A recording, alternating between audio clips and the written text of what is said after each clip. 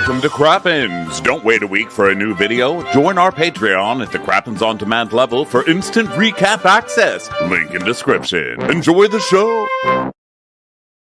Hello and welcome to Watch Our Crappens, a podcast about all that crap on Bravo that we just love to talk about. I'm Ben Mandelker. Joining me today is the wonderful and hilarious and absolutely sumptuous Mr. Ronnie Karam. Hi, Ronnie. How are you? Welcome back to the show. Well, hello. How are you? I am fantastic. It's Good. Monday morning. Yeah. How are you doing? How are you? Good. Same thing. It's Monday morning. I mean, I feel like that's an answer in itself. It's Monday. It is. We're starting. Here we go. I'm excited because we get to travel. We get to go to San Diego, which is always a gorgeous, fun time. A lot of shows being covered. I feel nervous because we're covering a lot of shows and then the shows are ending. And I don't know. I feel so insecure around this time in Bravo. It's like, what's going to happen? Is this the time Bravo goes down the tubes and I have to start waiting tables? What the hell is happening? Bravo, so far, I think Bravo is doing quite well. Although, let's circle back once Real Housewives of New York starts again, because then if I don't like it, I'll be like, Bravo's moving everything in the wrong direction. But hopefully New York will be wonderful. We're going to have a good, optimistic attitude towards New York. Deep breaths. The commercials may not be making me feel that way, but deep breaths, deep breaths. Anyway, we do, speaking of doing our shows, so it's June. It's June, and it is here, the final leg of our tour. This Friday, we're going to San Diego, and we are recapping the season premiere of Real Housewives of Orange County. I feel like people are not realizing that Orange County is back this Wednesday. So we're going to do the premiere of Orange County in San Diego. I'm actually very excited for it because San Diego is home to some of our favorite voices to do. You got Shannon, you got Heather, you got Gina, you got Emily, Tamara's back, you got Taylor Armstrong. I'm thinking this is going to be a pretty amazing season, and we always have so much fun with it. And so it's going to be a real delight to be doing that. Really in Orange County adjacent down in San Diego. So yes, we're doing it there. We did it last time too. Some of you are pointing it out in San Diego. And listen, Vanderpump Rules. First off, I just love doing a live show that we really enjoy doing all the impersonations and stuff. And it's not that we don't enjoy Vanderpump Rules. Honestly, I'm fucking stressed. I'm about to have a nervous breakdown. This show has been going on so long. It's so much vitriol. And this last recap is the big secret. It's the big reveal. We need 3 hours to recap this. I don't want to be rushing it at a live show. I don't want to be... Yeah. I don't want it that. I want to be able to be pissed and scream and yell for 4 hours if we have to. It'll probably be a 2-parter. So we chose Orange County on purpose because it's so fun. It's one of our favorites to do. So we're super excited to do it and excited to see you guys over there at San Diego. Okay? Yeah, it's going to be wonderful. And then after San Diego, I guess, God, is it next week already that we're going to be going? We have our Midwest section where we go to St. Paul and Chicago and Columbus. And then the week after that, it's Boston and then Foxwoods, grand finale in Foxwoods. That's going to be amazing. Like, I'm going to party after that show. I'm going to get wasted in Foxwoods, everyone. And I'm going to be a big spender. And after the show, I'm going to put down $5 on the craps table. So everyone watch out. Okay. There could be a round of cocktails on me. You never know. Depending on how that $5 fares. Okay, there's an asterisk on that. Anyway, go to watchourcrappens.com to get your tickets. Also, hello to everyone watching us on video. We're on video. We're doing video all over the place these days. If you want to have early access to our video, go to patreon.com/watchourcrappens and support on the Crappens on Demand level and get access to all these videos the moment that we release them, and you have a week's access, early access, and then they are free to everyone on YouTube. We're all about trying to make as much content as possible and as much that you guys can consume and enjoy. So that's on Patreon. And of course, we have our bonus episodes. And last thing I really do want to mention, because I feel like sometimes it gets a little bit lost in the shuffle, I really want to encourage people to go listen to our Dwell Hello episodes on Wondery Plus because we have so much fun doing them. And the most recent one that we did last week was actually such a crazy House Hunters International that I really do think that people should tune in and listen, if only to go then watch the show that we covered. So that's on Wondery Plus. So go to Wondery, or you can even subscribe on Apple Podcasts. So that was I just want to give a special shout out to Dwell Hello because it's a delight. It really is. It really is. That's it's a it. Good time. Now let's start with some bad news. Okay. We've started with some good news, so now let's bring in the bad news. Padma Lakshmi released a statement. Just sent it to you, Ben, in case you need it. But she just released a statement that she is leaving Top Chef. Not okay. You did this during Pride Month, and that's homophobic. I'm just going to say it. You're a homophobe, okay? This isn't fair that you're doing... We said last week, when people do shit like this during Pride Month, this is an offense to the gays. Who do you think supported you in your bikini with a fur vest in your first episode ever? The gays. Okay? I know. You know, and one thing about all this is... Oh, wait. There's a breaking news, Ronick. Breaking news. Looks like... Miss Padma Lakshmi is stepping to the podium to address the audience. All right. Oh, well, this I'd like to see. Yeah. Padma. I'd like to start with the blonde lady over there in the back. Go ahead, please. Whoa. Padma Lakshmi, one of New York's finest denizens. I can't believe you're leaving your show. How could you do this to me? How could you do this to all of us, okay? You know, here's the thing. As one ageless beauty to another, I feel like it's your obligation to stay on Bravo's for as long as possible, okay? Yeah. You know what? I don't even know why I like you so much, because your name is Lakshmi, and Jewish people were so mean to me in college, okay? That's it. That's all I have to say about it, okay? Hey, Padma. Yes. A question from non-famous reporter with the frumpy jacket in the back. Thank you. Hello. How dare you call this jacket frumpy? I was just wondering, did you leave this show because people on it were too poor? Yes or no? Just give us a yes or no. Love for sale. Wow, thank you very much, strange lady with big head. You know, the reason why I had to leave this show was not because there were too many poor people. I actually grew to enjoy their very special stench. It was more that I always felt like there were certain places in this world that were meant for wealthy and famous people, like Paris. And then once Sarah got there, I thought, I don't know, maybe it's time to move on to a different echelon. When you look around the city and you realized, wow, the Sarahs are here, you know it's over. Sorry, Paris, you're done now. Goodbye. Everyone, instead of answering more questions from a bunch of people I really don't recognize from Netflix, I'd just like to read a statement. After so much soul-searching, I've made the difficult decision to leave my post watching Gail binge-eating in terrible patterns on Top Chef. Having completed a glorious 20th season as host and executive producer and most famous person here and professional hamburger eater on a Carl's Jr. commercial, I am extremely proud to have been part of building such a successful show and of the impact it has had in the worlds of television and food and, in Gail's case, the dress barn.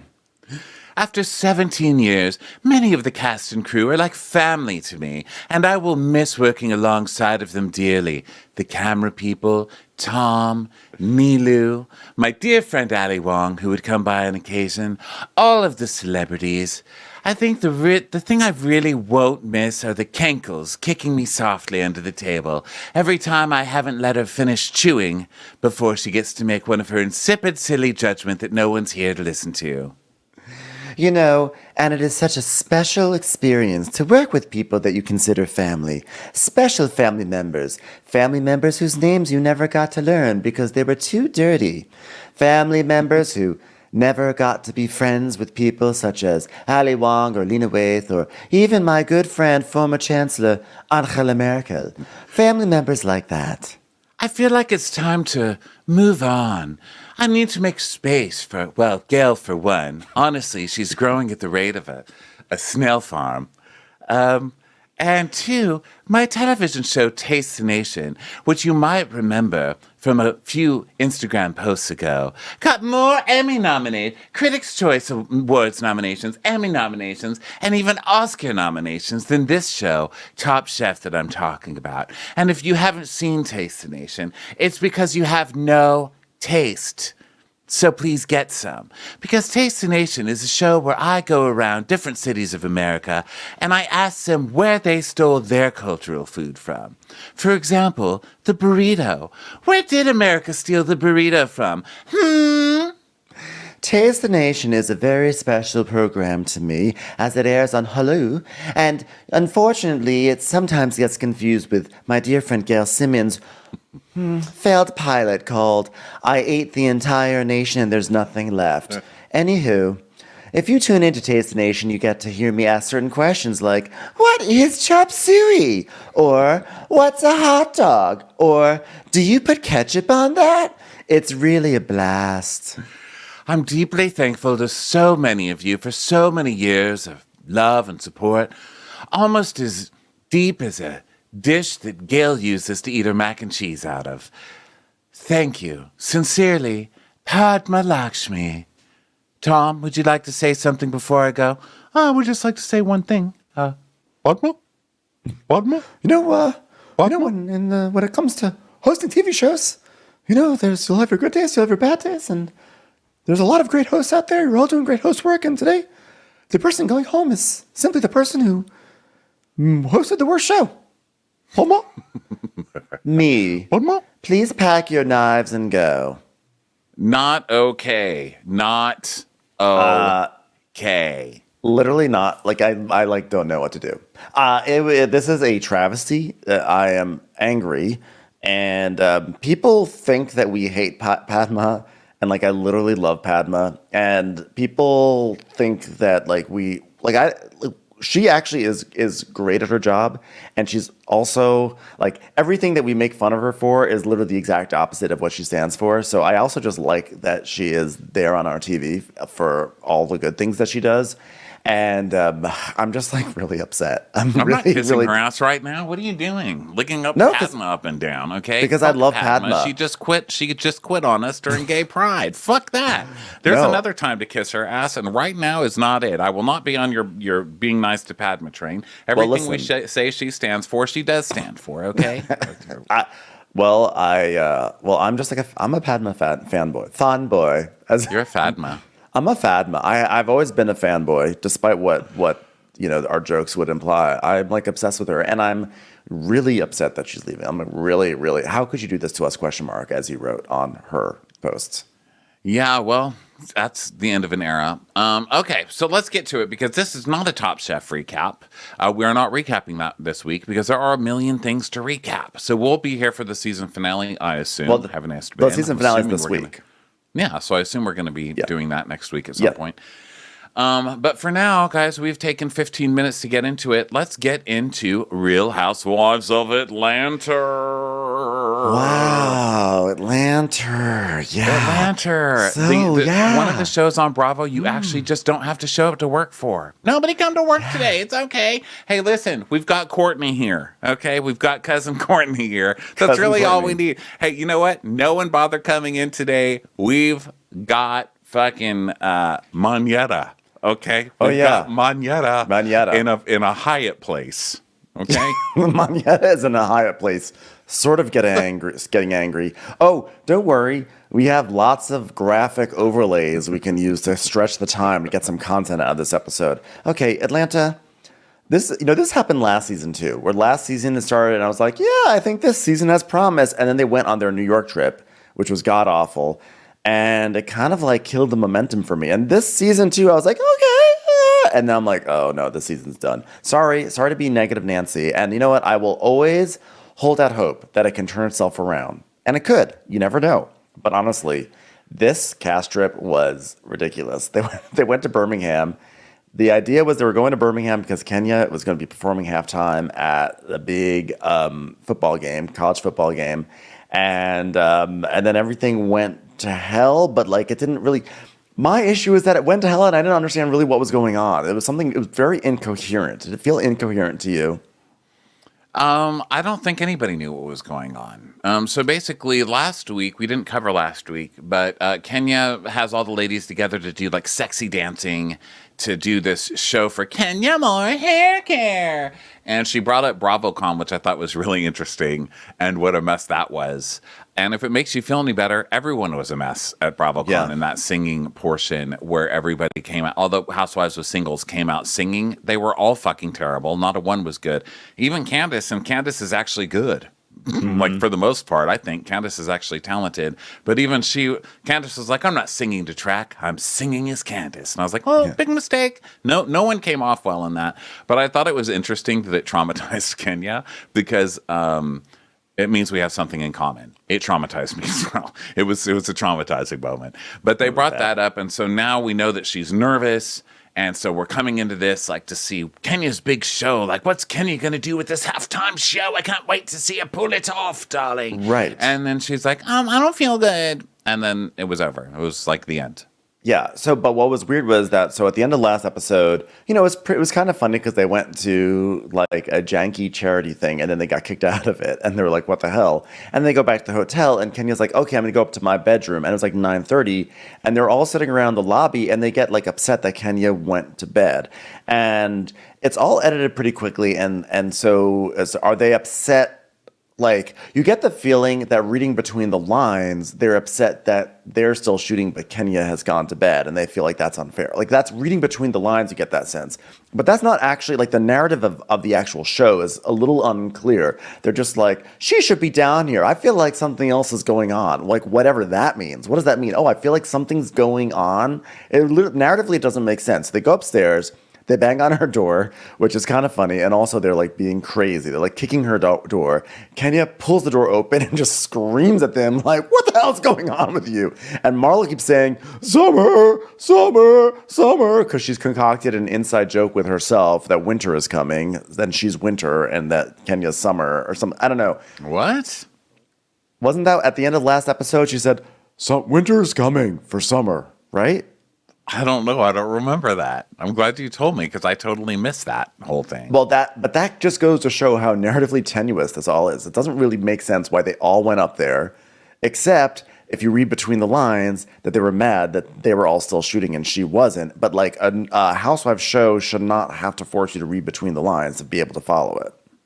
Well, there are a couple of things. I think one is Kenya was all over Sonia last year about not paying attention to them in their show, in her trip, and letting them all just not feel like they knew what was happening. And then Kenya, of course, is doing the exact same thing in this. Also, Kenya was keeping her big appearance at the football game or whatever. It's a football game, right? Yeah, it was a Magic City Classic, I think. So she was keeping that a secret, so nobody knew why they were dragged down to Birmingham in the first place. Right. And so then they got mad. And yeah, I think it was about it being unfair that they all had to shoot and Kenya just goes to bed. But Kenya did bring her daughter, but then Marlo's screaming, get your fucking ass out here. Put Brooklyn in another room then. Put her in another room then.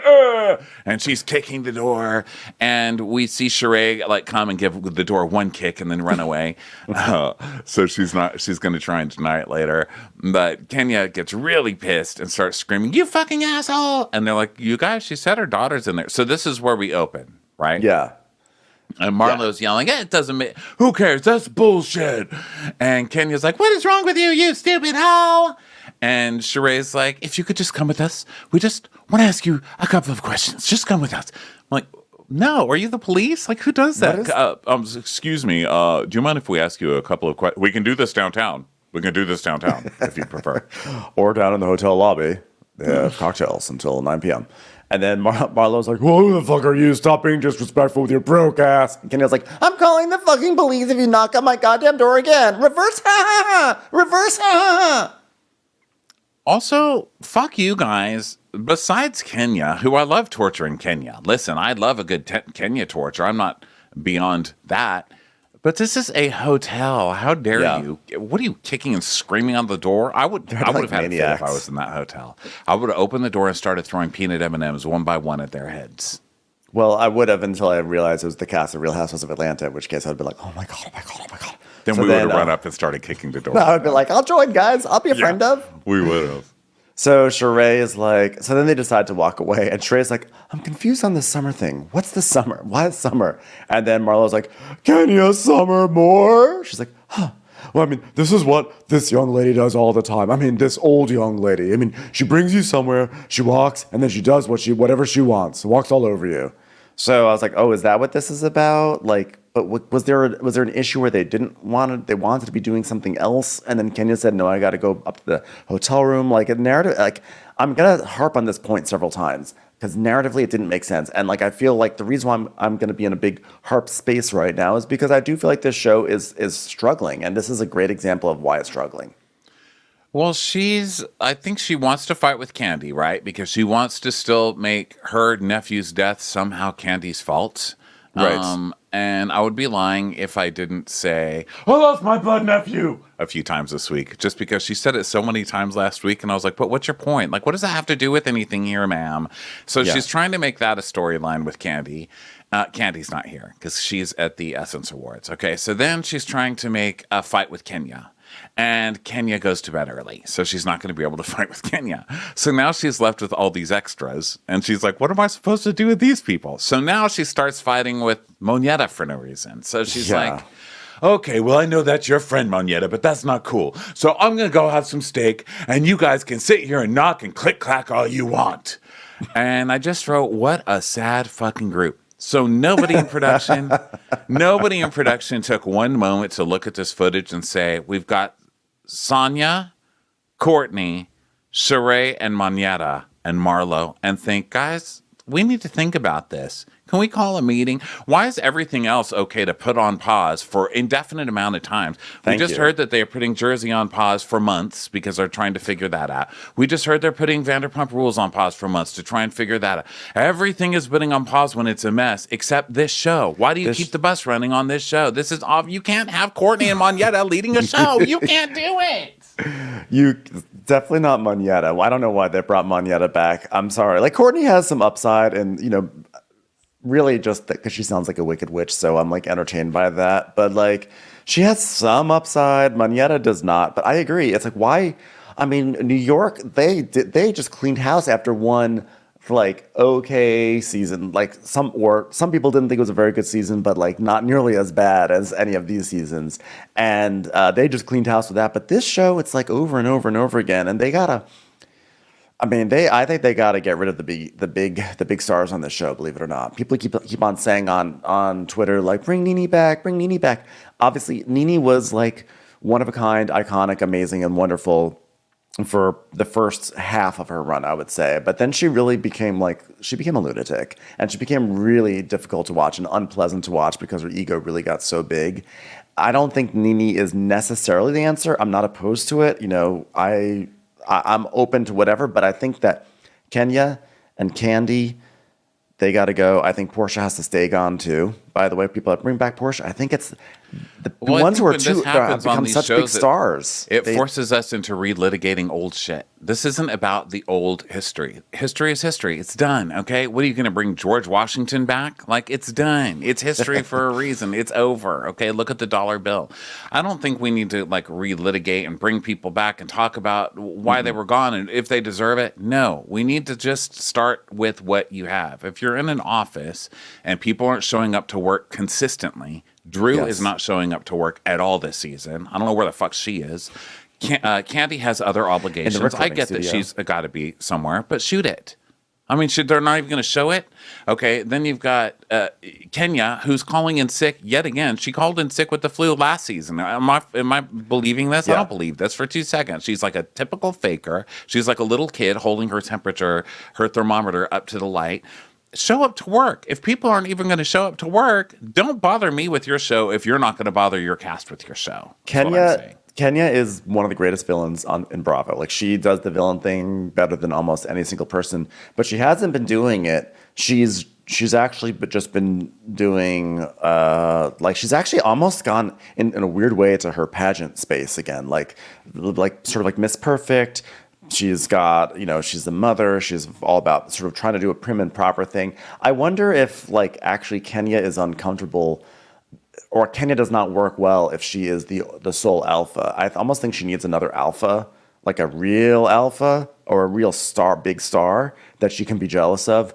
Because now that, like, there is no Portia and there is no Nene, Kenya sort of is trying to be this like a different person in a way that's like not very entertaining or interesting. So like her greatest skill set's going unused. So Kenya has to go in my mind also until she stops I think self-producing. Kenya's just bored. I think she's just completely bored. I think she doesn't want to be there, and it's obvious. So, yeah. Look, I know that people listen. If you're going to listen to a recap of Real Housewives of Atlanta, you're generally a fan. So you want to listen to something that's being positive, and we know that. We have these talks beforehand, like, we don't want to just like come shit all over a show when we're covering. It helps us if we all like the shows and we're all here because we want to be here.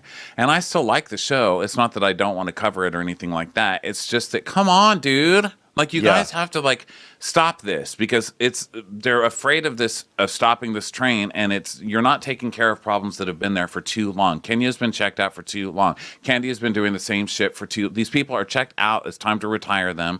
And then when you're bringing on new people that clearly are not working, why are you giving Marlo another season? People hated her ass last year. She's trying too hard. She's bringing too much negativity to it. And here you go giving her another year. Sonia, nice person. Seems great. Boring as hell. She was last year. Why would you, what are you doing? What are you doing? Yeah. Stop the car. Stop the car. I don't mind Marlo as much as other people, but I do think but we that can't like, not mind them. It's not that we have to be like we have dying to laughing. This is Atlanta. This is the best Housewives. But we need to do more than just laugh. We need to actually have storylines. And I feel like you can see in this episode, you can see them like just trying to make anything happen. They're throwing everything at the wall. They are relying so heavily on little graphical things and little funny moments and little bits and whatever. And this is not unlike season 9 of Vanderpump Rules, where like every episode there was like, it would stop and there would be some sort of like cartoony thing or like some jokey visual presentation in the middle of the episode because they had nothing to work with. So they're just trying to make something happen in post. And like, honestly, it's so rare that those things actually hit. Like, I can think of a few times. Like, the drawing of Juan Dixon's mistress was like, that was a great example of when doing something silly in post-production worked. But honestly, beyond that, it's all just kind of like, oh, you guys are out of ideas for this show. There's nothing going on. So, so anyway. Basically, yeah, I mean, what are you going to do? Just fix it because I want it to be fixed. Like, we're bitching not because it's like hopeless and we want to quit it. We're bitching because like we love this show. This is Bravo's crown jewel. It was for years and years. Fix the show. I want the show to be good again. I love this show. Yeah. Focus on storylines. So we go to back to this fight, basically. So now Marlo has decided she's going to come from Moneta, right? So now she's like, "Your friend, blah, blah, blah." And Moneta's like, "Well, I'm not here for her banging on Kenya's door. I mean, Kenya's left me out here to defend myself with these wolves." So now they're in the elevator, and Marlo's going off now about Kenya's child rearing, and she's like, "What you teach your child is the example, and she's older than me. I'm not the example, and what I am the example for is when it comes to disrespect." Marlo's not even making sense. She's just spouting off at the mouth to do something, Yeah, she's just trying to get a reaction, so that way then the reaction will create some sort of drama, and then that drama can create a storyline that goes forward. But which is really not how these shows should be. The storyline should come from something innate and real. So then Moneta's like, "Well, family is everything." And Marlo says, "Well, then Kenya should stay home with her family." And so now Marlo's getting mad at Moneta. It seems like it, but it's sort of hard to tell. We're in this cramped elevator. There's just people are upset. They're talking over each other and like fighting kind of, but Moneta's trying to do it in a way that's like an argument, not a fight, basically. But you're not going to be able to do that with Marlo, right? So they come out of the elevator, and then Marlo just keeps going, "Goodbye, goodbye, goodbye, save it for Kenya." Okay, and she's dressed like a snake, which I think is really funny. It's like, at least she knows her role on this show.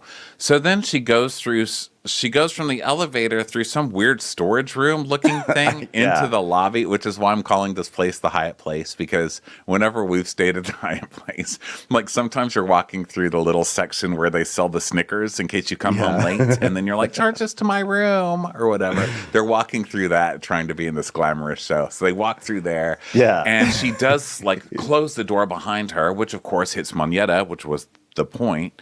And so Moneta's like, "Did you just slam the door in my face?" And she's like, "You're not going to disrespect me." And then Shreya's like, I think the door just failed. I think the door failed." The door literally functioned as it was designed. Like if you slam it, it will slam shut. That is what a door does. And when I was like, did you slam it in my face? Did you slam it? And Merle's like, well, I might have tried to slam it, but that door was heavy. Which I'm like, I can't believe we're about to embark on like they show it later. Door gate. She literally pushes it on her. Like she does it on purpose. So yes, you did. You fucking liar. Not that I'm shocked. So then we have to find out what do all the ladies think. Sonia, what do you think? Did she slam it? She's like, from my vantage point, she slammed it. Moneta, what do you think? Well, Moneta says, the only person I let slam doors on me is Jesus. Leave Jesus out of this. Who did Jesus slam a door on? The man was known for leaving doors open. He was born in a barn. Okay. But yeah, what are you talking about? Jesus slamming doors on you? What? I'm Jewish, and even I know Jesus doesn't do that. Like that's literally the most un-Jesus-y thing to do. Is to slam a door on someone. So now they're trying to do this fight thing in the Hyatt Place lobby, and Moneta's finger, waving her finger, like trying to say something, but Marlo won't let her speak. And Marlo's like, "I will walk a dog on that bitch." I think it's funny. And then Marlo orders a drink. Some guy passes by with luggage, and she's like, "Can I have a Grey Goose and pineapple?" Yeah. And so then Marlo just yells, "You're talking about me again. Bye-bye, you're boring." So now she leaves the hotel, but has nowhere to go, so she just stands on the street corner. Yeah. And Moneta's like, I'm not following her. I'm classy. She's a hot mess. And Marlo's like, well, she's got nothing to talk about if I leave. And Moneta's like all angry. And she's like, does she want to go back to jail? That's all she does. I'm like, Moneta, like she's trying. She's like trying to like sort of have a moment. But like this is the worst she can do is be like, does she want to go back to jail? Whereas next week we see the previews where I think it's Candy says something like, how about she goes back to slashing people's faces? I'm like, see, that's how you do it. Not like, does she want to go back to jail? Listen, Marlo's upset and she went to stand on a street corner. Okay, sometimes you've just got to go back to your roots. So I say, good for you, taking your time out. Remember the old days. So Marlo is outside, standing in the window, looking at her reflection, pulling her panties out of her coochie. Well, tourists are standing next to her, watching her and laughing. And she's talking to no one. She's like, she's got nothing to talk about if I leave. That's what she's got. And so then inside, Moneta's like, she closed the door in my face with force. And Marlo is now staring at the front desk for whatever reason. And then she goes, where's my food? I'm going to have to call the lady at the front desk for my food. I'm hungry. Still standing on the corner. So Courtney comes outside and she's like, Marlo, breathe, Marlo. You gotta breathe, Marlo. For the sake of this group. Okay, we are the only people who showed up to work today, Marlo. Yeah, well, and also, you know what? That bitch opened the door looking like a damn demon possessed her. Bitch, you're crazy. And then they show like a flashback of Kenya open the door, but they put like demon eyes on her. Again, like kind of stretching the content, trying to make something happen here. So and then the waiter comes outside. Yeah. I have to say, good service at this hotel, because who knows if you're even allowed to have an open cocktail on the sidewalk, but he comes outside. That's Birmingham. Like, Birmingham does not give a fuck, okay? The bartender's just going to move the bar outside. He doesn't care. He's like, here's your drink, my love. He's like, thank you very much. So then inside, Moneta's on the phone with Kenya. And she's like, girl, this girl is crazy. And Kenya's like, I already told you that, which is why I rolled my eyes at you. And the girl is a snake. She cannot be trusted. And Moneta's like, I'm done with this. And Kenya's like, but you fall for it every time. And she says, I don't fall for anything. My superpower is having kindness. Wrong show. Your superpower is being on the wrong show. That's your superpower. Your superpower is taking up space on our TV. Yeah, it's the wrong show for you, ma'am. So then Kenya is asking, so now she's on speakerphone, right? So she's like, why are you guys knocking on my door and pounding on my door? You know my kid's sleeping. And Sheree's like, that banging was not done by me. And then we see less than 10 minutes ago outside in the hallway, Sheree doing her kick on the door. And Kenya's just like, listen, I don't want those girls around, okay? I just want whoever's not my core group of friends, they can all go home. Okay, sounds great, Kenya. You're talking from your bed. You know what I mean? Yeah. If you're not going to show up to set, you can't tell other people not to show up to set either. You have to at least be on the set to tell people they can't show up to the set. Man. Yeah, and this sort of gets to one of the problems that the show has been having over the past few years when it comes to these sort of like mini or early season vacations, is that there is so much self-producing, of like not deciding not to shoot or kicking people off the trip. Like this happens all the time. I think of also when they went to New Orleans, which I guess was a late season trip, and Portia just went home a day early because she just didn't want to be around it anymore. And this is like, you look at other shows, the younger shows especially, where they're just like so excited to be on Bravo, and like no matter how tough or annoying the situation is, they not only show up to work, but they don't make other people go home, or they don't try to control who is shooting a scene. Whereas on this show, it happens a lot. Like Kenya, Portia's gone, but when Portia was here, Portia did it a lot too. Like this really bothers me. It upsets me. Like you stay with it and like just deal with the mess, because we're here for the mess. No. So Sonia is listening to all this speakerphone stuff. So she asked for the phone and she's like, Kenya, would you just tell me what's going on? Like, what are we doing here? And she goes, you know what, Sonia, don't come back. It's okay. It's okay, Sonia. Just don't come back. It's like, okay. So Sonia is now like, fuck off then. Yeah. So she's like, I have work. I don't know if you know this, but I'm the second cast member with a full iCal this season. So I have some scenes to shoot about how busy I am. So I'm going to go upstairs and do that. I'll be upstairs reading my iCal. Thanks. I'm very busy, okay, because I have a job reporting for NBC U96 Channel 45 on the NBC Sports track and field channel that's available in 3 homes in this country, okay? I've got a very important job right now. So so she's like, okay, bye. But we also, during this, we hear that, like, the crux of what they're all upset about is that they don't know what they're here for this weekend, I guess, and they're confused. They're like, did we just come down to Birmingham for a football game? And so in my mind, Ronnie, like, I think that's good enough. Like, I don't see what's wrong with it. Like, if someone says, in real life, hey, I want to go down to this big game in Birmingham. Will you guys come with me? It'll be like a girls' trip. That theoretically is like enough for a trip, right? It's like you're going to go down to Birmingham, have some fun, go to a charity event, next day go to a big football game, and then we'll go home. But they're also suspicious. They're like, is this really it?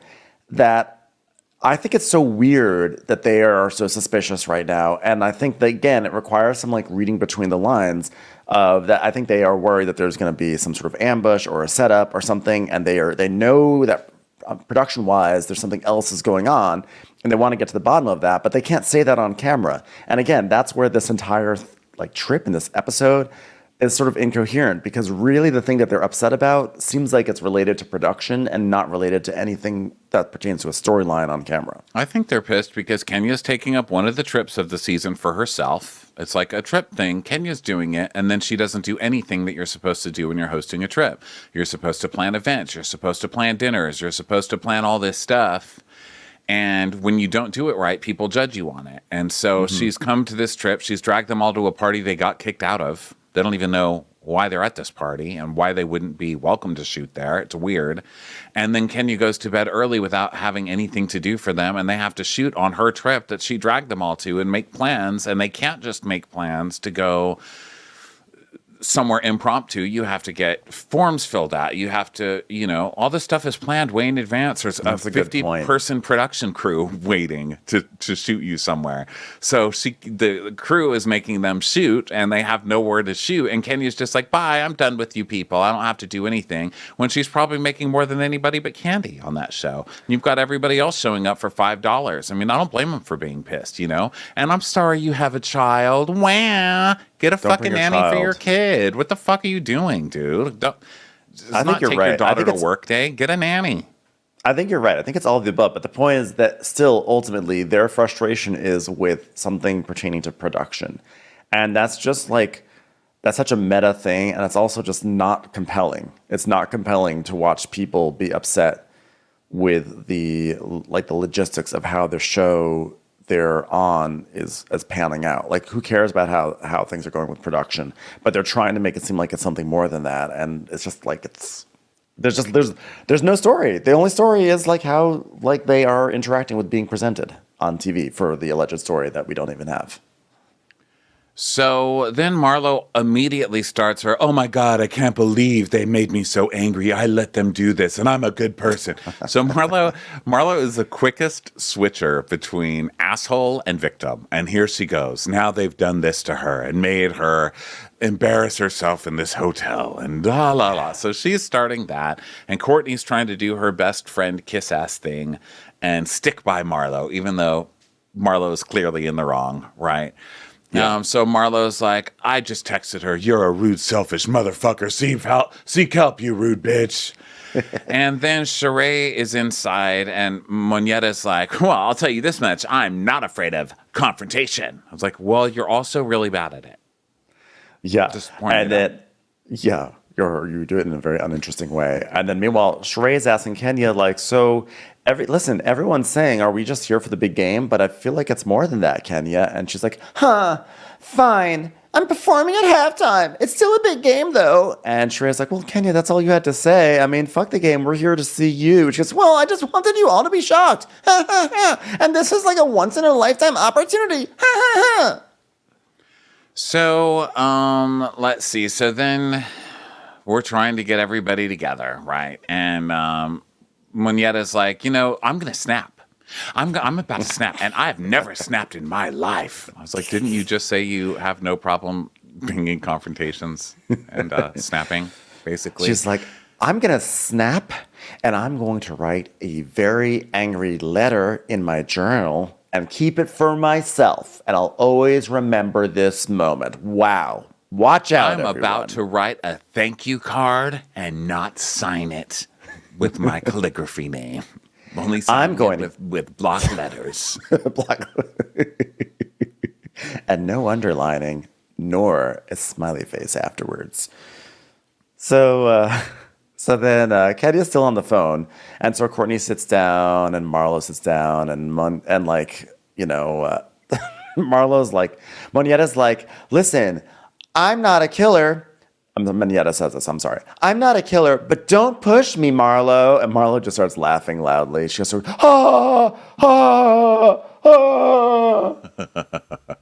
So Sonia comes down with her bags, and Moneta holds a phone in her face, basically. And Kenya's like, who is speaking, please? That was my favorite thing that Kenya did. And she's like, Sonia. And she's like, oh my God, you don't know my voice? Come on. So she just walks off. And she's like, we don't even know what's happening on this trip. Fuck this. And Sheree's like, oh, she told me she's going to perform at the halftime. And that's major. And Marlo tells us, girl, Kenya was trying to go from Beyonce to Kriana. And she's nowhere near as talented. Did you see her BravoCon performance? And then we see another clip of it, which is just production's way of being like, hey, you don't want to show up for work again? Okay, every time you don't come downstairs, we're going to show your BravoCon clip. For 5 minutes. Pretty much. And so you then... You say I'm old, I say I'm fabulous. Just dropping on the floor, rolling all over them. Just like falling over. It was less of a drop than just like a fall. So, and Moneta, like, whatever, Marlo's basically like, Moneta kisses more ass than Kenya eats. Ah! So then Sonia leaves, and it's the end of the evening, and now it's the next morning. Drew emerges from the hospital, and she's like, this is like her big scene. She's like, having the flu sucks. I spent the whole day in the hospital because I'd just been running rapid, not running ragged, running rapid in a studio and dance rehearsals, making that music that LeBron James just loves to listen to before his warm-ups. I mean, during his warm-ups, just any time, really. It just runs me rapid. I thought she said I've been running rampant. Like, I'm running rampant in the studio, and I was like, wow. I would love that. You're just going nuts in the studio, going from room to room. So what's going on with that lady? Drew, if you can't record a couple of songs and go to dance rehearsals, guess what? You're not a singer, okay? If you have to go to the hospital from rehearsal and you have one song, you've chosen the wrong career, okay? Bye. Bye. So now she's just going to go home and spend time with the girls. She just had to get her flu checked out. So now we go over to the candy factory, and Todd's on the phone with his co-producer, Reese. And he's like, yeah, movie, script, and writing, and Oscars, etc. And so Candy walks in, And Candy's like, all right, well, it's Todd Tucker time. Todd Tucker TV time. You might have noticed on your iCal I've slated from 1:10 to 1:07, and your minutes have already begun, Todd, so get off the phone. Yeah, it's another, oh my God, Todd wants to be just as busy as Candy, but she's not as supportive of Todd's ventures as Todd is of her ventures. What are we gonna do? He's spent more of Candy's money to have a movie poster blown up. This is classic Todd. Like selling. I got so mad. I was like, so you made a whole movie poster on a script that is not written or is partially written, but you're like more interested in the sizzle than the actual, like the creative. And what even is the poster? It's a blurred out background. And then what's the main image on it? I forgot. Doesn't it just say the title? Like it says the pass. I wonder if the blurred out part was because they didn't have rights to whatever, you know, whatever hand models those were or whatever. But like coming in 2023, The Pass. The Pass. And so we find out that this movie is about a couple giving each other the hall pass, you know, to go bang other people.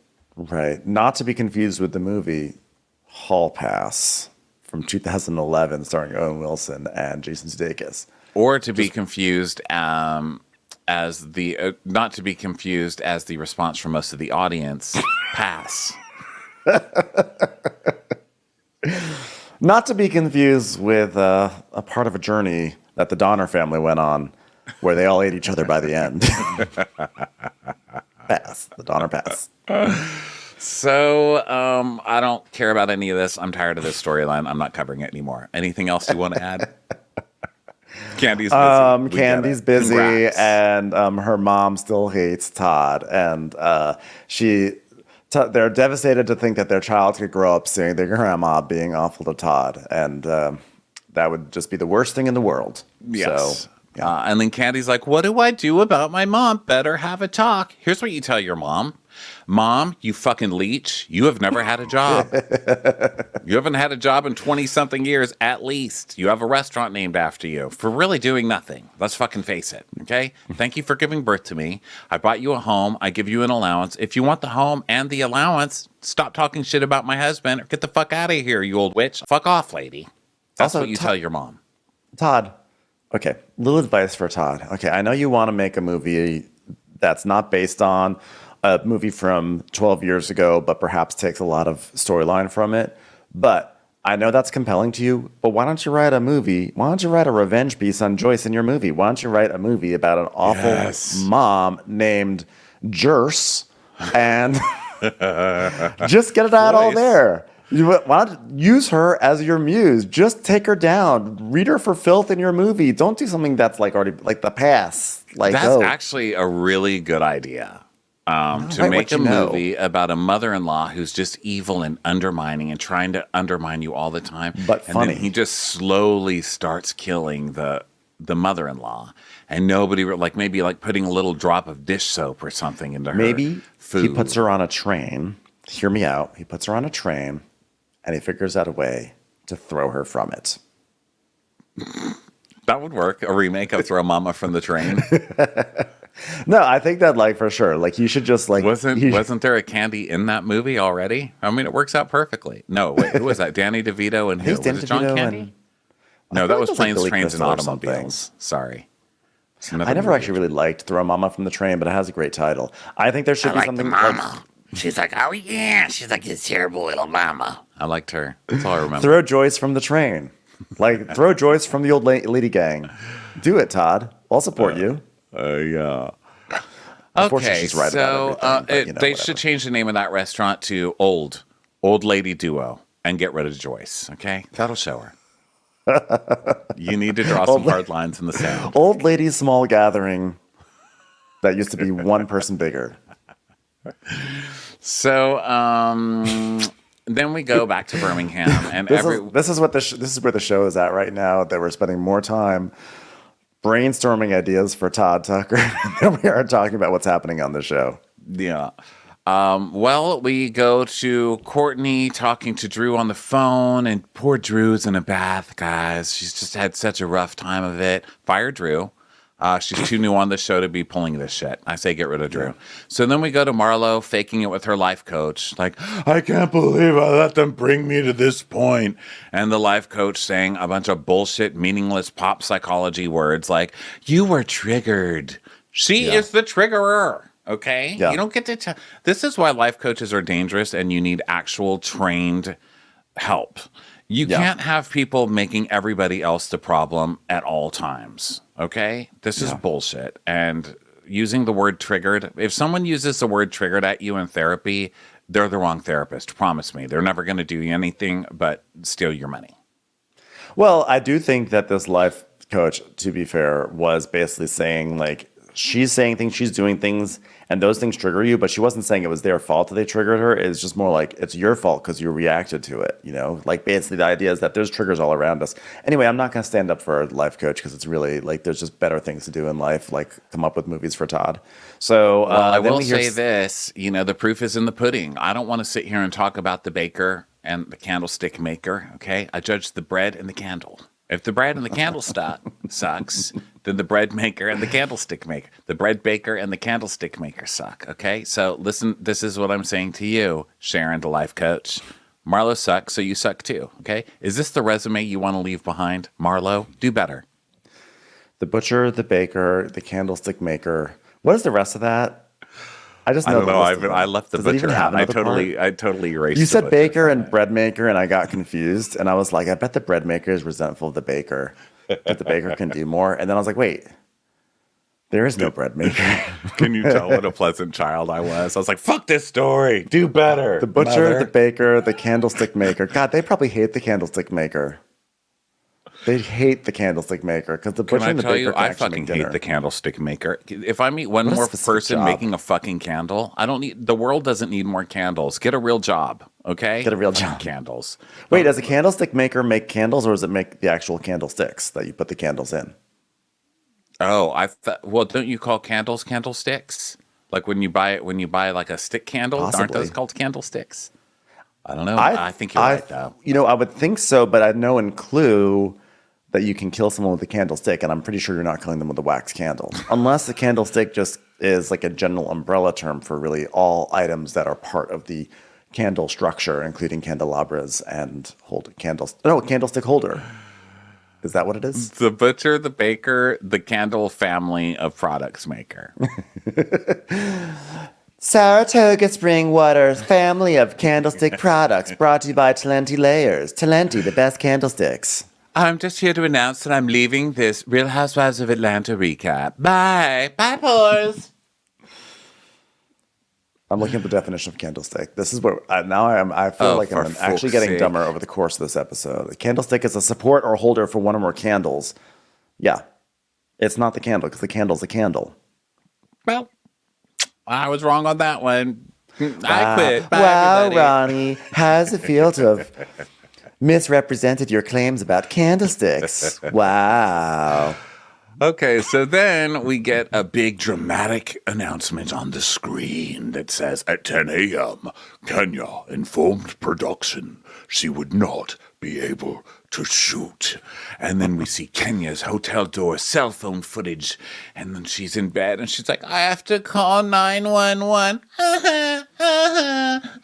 Faker, you're a fucking faker. I'm sick of you faking it and leaving work all the time. You're too afraid because you know your performance is going to suck because you did nothing to fucking prepare for it except have some fake ass scene last week where everybody had to pretend to twerk to your stupid product. You have nothing going on. You're scared. You're a wuss for not showing up. Shame on you. You should be fired now too. Bye. I'll tell you, Marlo was probably very happy that production actually used the word shoot when they said that Kenya would not be able to shoot. Like, thank you for finally using that word.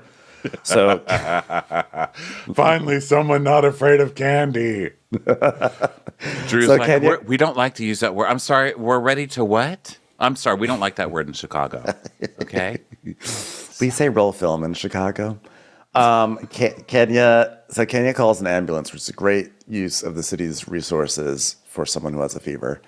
Well, at least they charge you now to use an ambulance. The city doesn't pay for that shit. At least they charge you $1,000 now. Well, either way, that's someone else who wasn't using who didn't get access to an ambulance. But I mean, so she feels sick, And, God forbid their production actually drives her anywhere. They're like, no, let's get the ambulance.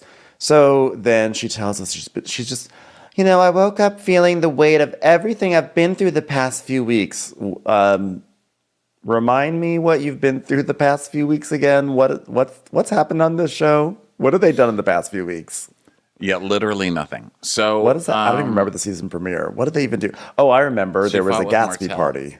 There was a Harlem Nights party. Yeah. Okay, it all makes sense now. So yeah, it was really been through so much having to dress up. So all that scrolling to find Martell's original DM. So it took a lot out of her. Having to go to the She by Sheree warehouse, it's a lot. It's a lot. So drama ensues. Sheree sees it happen, and she's like, "Oh my gosh!" And all the girls gather, and they're like, "Oh my God, poor Kenya, what's going?" And Marlo has woken up very sweet. She was reading Bible passages in bed. I didn't mention that part. I think she was reading Psalms in bed to prove to us what a good person. Even though I walk through the valleys of the shadow of death, I do it in Versace, bitch. So as I walk through the valley of the shadow of death, Jesus just slammed a door in my face. Oh, there it is. That's the passage.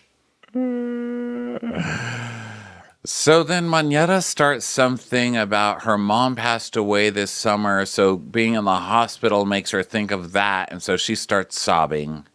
And then Marlo is like, "No, we need a prayer for real to make sure Kenya's okay." So it's just all a bunch of fake shit where Marlo's coming in pretending that she's the nice one again. And then we get to this an apology where Moneta and Marlo are like, "Listen, with Kenya about to die, we really should be friends. Life is too short. Just look at poor Kenya." And so Moneta's like, "And, don't, close the door in my face. That wasn't nice." And Courtney's like, now is the argument of did she slam it or did she not? And we see last night, Sheree's very scientific door test. They close the door again. Because Courtney was like, "Yeah, she slammed it." And then Sheree's like, "No, this isn't breaking news. She thought you slammed the door, but the door is heavy. The door slams by itself." It's like next season on Serial. Blink, blink, blink, blink. Did you or did you not have a heavy door slam in your face? So then, this is, by the way, not even kidding, this is a 5-minute scene on did the door slam? Is the door slammable? Can the door slam? Who has proof that the door slammed? So then we go to packing. Fire everyone on this show, by the way. I'm sorry. Fire everyone on this show. Literally. Everyone, top to bottom. So then, even in the lobby, Sheree's even better at hosting a trip than Kenya because they're all getting ready to leave, and Sheree orders everybody Uber Eats. Which, if this is a Kenya trip, that should have only been ordered for one person because that's how Kenya rolls. By the way, Ronnie, I'm afraid you may have skipped a really important part of the show, which was watching them pack in slow motion, because that's just like it wasn't just that they were packing; it's that they were being very stylish in the way they were packing. So the show actually showed them packing up their bags in slow motion. I was like, I guarantee it was to eke out 4 more seconds of content to finish this episode, to get it to the finish line. So now they're in the lobby with all their to-go food or their delivery food, and they're talking about Kenya, and Sheree's like, "Oh, I think she's still at the hospital and they're running tests." And Marlo's like, "No, or someone, not Marlo, Moneta maybe? Who said this? I tried sending flowers, but she checked out." Was it Marlo? Marlo tried to send flowers because Kenya's assistant texted Sheree and said that Kenya's still running a fever, so they're holding her. But then Marlo tried to send flowers, and the hospital said that she already checked out. So something is not lining up, but they don't even bother trying to figure, they just don't even bother to go very far with this. Marlo's like, "Bitch, I said get well soon. Not immediately. That was faster than Sonya's races." So then they have Moneta show the dance moves she was going to do for the big halftime show, and she's really dedicated to that. And they fast forward to make it silly. Marlo's like, "Let's just promise each other one thing, that we keep this positive energy that we've all got now as sisters." Like, what positive what are energy? You talking about? You were the one who was shitting all over this trip, you lunatic. Yeah.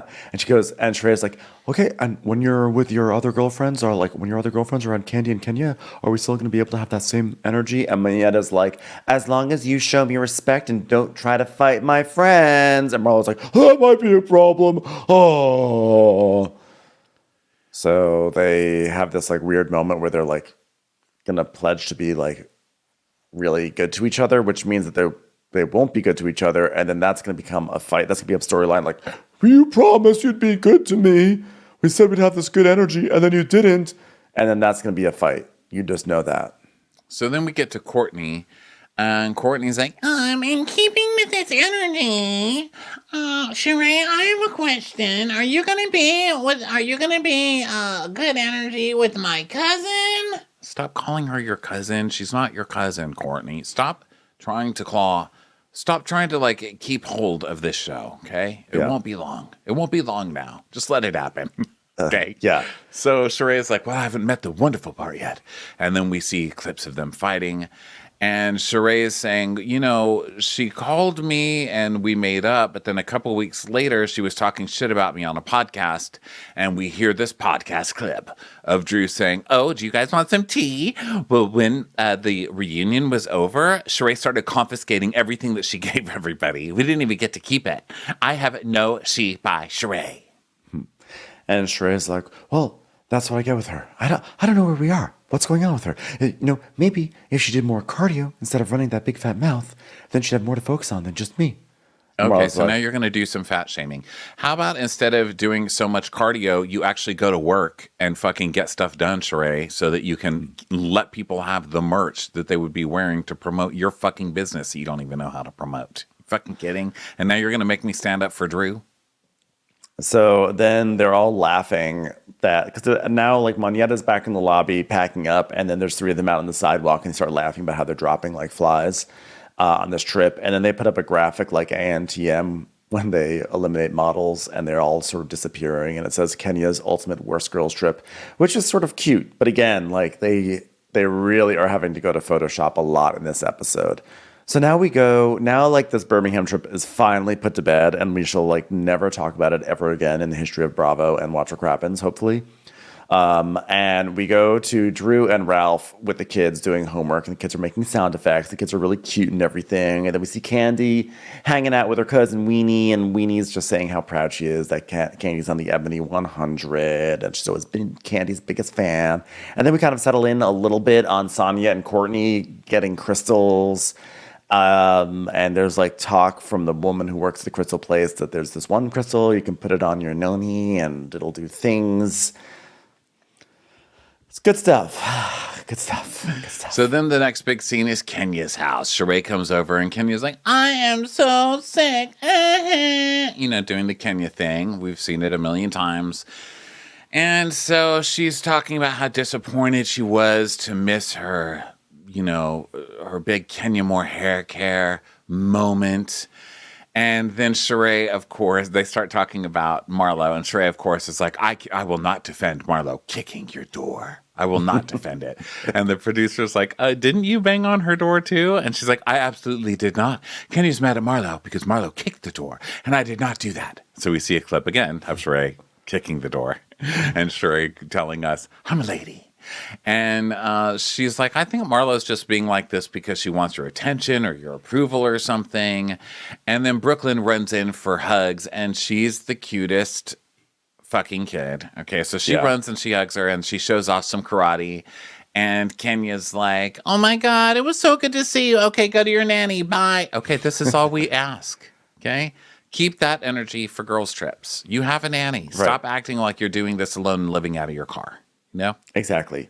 So then Sheree starts talking about how she has fibroids, and she's really apprehensive about getting surgery, and she wants to treat them the holistic way because Kenya's had fibroids, and she talks about how she's had multiple surgeries, etc. And so Sheree really, she wants to do it the natural way. The reason why she doesn't want to get surgery is because she's like, you can't have sex for 6 weeks afterwards, and that's like no good when you got someone like Martell hanging around. So, and then she goes, oh, and here's something else. This is the first I've told anyone. But, well, I'm expecting. And Kenya's like, what? I'm just kidding. You got charade. So then we go to Candy and Joyce's big meeting. Dun, dun, dun. And Mama Joyce is like, How's everybody? You all look pretty. Oh, you're getting over that cold, are you? I was like, is the whole cast sick? Everyone. Literally Can we not film this in November anymore? I won't yell at Ace because he's a child. Okay, Ace, Yes. you're allowed. You're allowed to take a little time off. But like, what is happening with this cast? I mean, it really is a lot of illness. So Candy confronts Joyce about BravoCon and about Joyce's comments that she made about Todd, her shady comments, and how they all went viral. And, Joyce is like, well, I'm not going to lie. I mean, they asked me a question. I told the truth. He needs to lighten up sometimes. And I like how Candy's they started this conversation with Candy. Of course, whenever you ask Candy how she is, she's like, so busy. And then she lists stuff that she's doing. So it started that way. And she's like, I'm just trying to do a million things. And Joyce is like, Well, you just keep on blessing people and helping people because that's what God put you on earth to do. Joyce is just like, you're paying my bills still, right? Okay, keep Yeah. doing that. That's all. That's the only answer I needed. Thanks. So Candy's like, why does Todd have to lighten up? Like, you're constantly dragging him in public. And she's like, do you ever like bring up the times that you think Todd has done something right or nice? And Joyce is like, well, most of the time when I come home, he's asleep, so I don't even get to talk to him. So I don't even know if he's a nice person because I haven't seen him in 6 years or so. And she's like, yeah, he's avoiding the negative energy, and the negative energy is you. And she's like, well, that's why I don't come over then.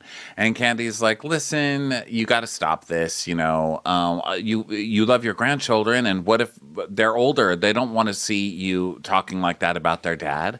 And Joyce is like, yeah, but I want Ace at 6 years old to take out the trash. That's something his daddy should be teaching him. I'm like, oh, okay. So this is all because you don't think Todd takes out the trash enough. Okay. Candy said it wrong. When she said you love your grandchildren, right? The next line should have been like, do you ever want to see them again? Okay, because if you want to, you need to shut up about Todd. Like, that's one of the main reasons. That's exactly true. That's exactly right. I feel like one of the main reasons why people have children is really to give yourself some sort of leverage on your parents at long last. You can finally force your parents to do things, because they always had the parent card, but now you can hold those kids hostage, okay? So do that, Candy. Yeah. And Mama Joyce's argument is, listen, he used to be humble and meek, and now he's George Jefferson. So she's like, Mom, you have to stop. I need you to stop this. And she's like, okay, well, if that's what you're willing to accept from a man, if you like your man not taking out the trash and going to strip clubs, then fine by me. And she's like, I go to strip clubs with him. Okay. Notice she did not say, he takes out the trash, Mom. she did not contest that point. And Joyce is like, well, no one at the strip club looks better than mine if that's what you all like. And she goes, and what do you and your man like? And Joyce goes, well, if I ever got a man, she goes, exactly, okay? If you get one, so now leave my man alone. You got to accept who I like, and you and I just think differently, and I think we should go to counseling. So basically, they're all going to go to counseling together, which is going to be their storyline. Okay, so then we go to one of those places where they give you IVs. Nomad MD. I will never forget that Toya from Married to Medicine had this idea years ago, and nobody listened to her, and everybody said she was fucking crazy. And she was like at the right time to capitalize on all of this. So respect to Toya, okay? Yeah. And let's all listen to Toya more. Because she's very smart. Just kidding. But she was right on this one. Okay, so they're all going to be getting these vitamin infusions, and it's Sheree, Kenya, and Drew. Yes. So they all gather, and then Sheree is only willing to give Drew a high five. And she's like, it's only a high five because we have an issue. And as everyone knows, when you have an issue with someone, you only high five them, right? That's a common thing. Am I right? No? Okay. So Drew goes, well, I have no idea why Sheree's being so cold. I mean, she's getting all her vitamins and hydration. She should be thankful because it's free. I mean, you know how she loves to save a penny, honey. And then we see her thinking of her assistant from last year. She don't pay. Sheree, she don't pay. So Sheree's like, yeah, I heard about your interview saying that I took things back. And Drew's like, well, I didn't say you took everything back. And we hear the clip, and it's like, she confiscated everything. So yes, you did say it, lie face. And she goes, well, I wanted that bag. And Sheree's like, that was my own personal bag that I had on that rolling cart full of product for you all to choose from. It wasn't supposed to be on there. And Drew's like, well, then what? So then, like, that happened then, but the call that I made to you was after, and it was genuine. So I don't want you to think it wasn't genuine. And Sheree's like, I see who she is, and she sees like what I don't know, whatever. She's like, I'm not buying it, but she can hop on my website and she can make a purchase. So Drew is basically saying, she's just joking that she didn't get anything. She almost got her hands on some She by Sheree. She almost did, but she didn't quite get it. So anyway, this issue is put to bed very quickly. And now Kenya starts telling them about Birmingham, and about Drew, about Birmingham. And she brings up how, like Marlo just went off on her. And, you told me after it was all over with, she had a problem with you for not being hard enough on Candy. So could you please elaborate on that scene from 2 weeks ago? Because I'd like to get back to that storyline. So she's like, you stood up for Candy. You didn't use the word. And Drew's like, I'm sorry, but I'm from Chicago and we don't use that word. And Sheree goes, shooting? She's like, oh, God, please don't. Not in my presence, please. And that's a flashback of Drew saying, I was there 2 days before the shooting. Listen, don't shoot the messenger. We just don't use that word, okay? We're still shooting, right? Yeah, don't say shooting. Oh, wow. Thank you for this IV. It's so funny. I feel like you're shooting me up with drugs, but I know it's just vitamins. So then Kenya's like, why is it your business? Like, why is she going off at you about it? And she goes, yeah, well, I don't know, but I don't do well with people being aggressive in my face for no reason. And Sheree's like, well, she said that you were standing over her. Okay, yeah, but it's because she literally brought out a folding chair into a hallway and parked it right by the front door. Like, what? Yeah. She was sitting in like the doorman's folding chair. Like, no one made her do that. That's crazy. And Drew's like, no, I was standing against the wall and she was sitting and then she stood up. Did she tell you that part? And then they show funny footage of a reenactment, which, by the way, literally none of this, who cares if someone was sitting or standing. So Drew's like, she went on to tell me something happened to her nephew. And I just wasn't really clear what really happened with the nephew. I'm like, Drew, okay, come on. Like, it's pretty clear what happened to the nephew. That, to be fair, is clear what happened. And so Sheree... It's not clear why it's Candy's fault, and then now your fault for not yelling at Candy about it, but... That's not clear. Yeah. That's definitely not clear. But then Sheree explains that... I guess what I didn't realize is that, or maybe I've forgotten, was that Quentin had met... The guy who shot Quentin, they both met at Old Lady Gang. I thought Quentin was just a chef at Old Lady Gang, but they actually met there. Yeah, I still don't know how that's anyone's fault. For those who care. So then she's like, yeah, he met a guy that was working at Candy's restaurant as well. They became roommates, and then that one guy killed her nephew. And Kenya's like, okay, so this relates to Candy, like how? And Sheree's like, well, her thing is my nephew worked at your restaurant, and Candy didn't even reach out to the mom or send flowers or anything like that. Is this the mafia? I'm confused. So Real Housewives of Atlanta is spearheading a new genre. Like true crime is so old. Now, please welcome boring crime. That's what this show is introducing. I mean, what?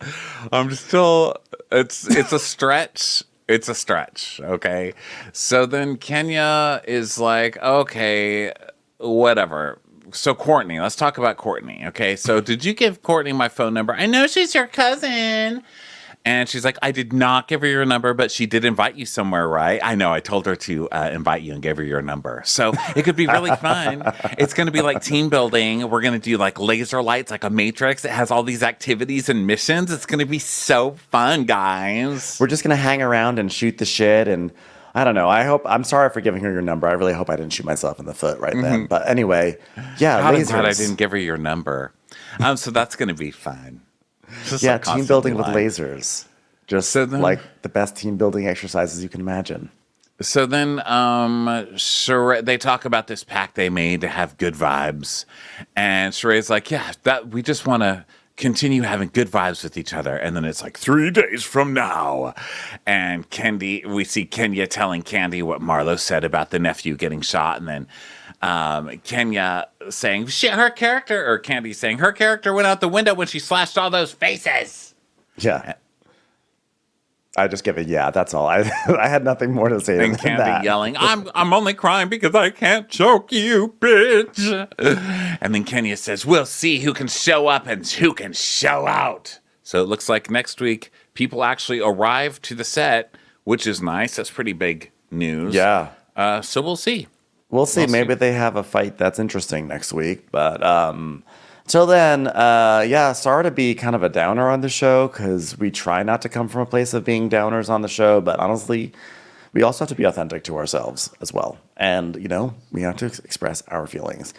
So that was Real Housewives of Atlanta. We'll be back with many more shows this week. So stay tuned. We got Summer House Martha's Vineyard also coming down the pike. And thanks, everyone, for listening and for watching. And we will catch you on the next episode. Bye, everyone. Bye.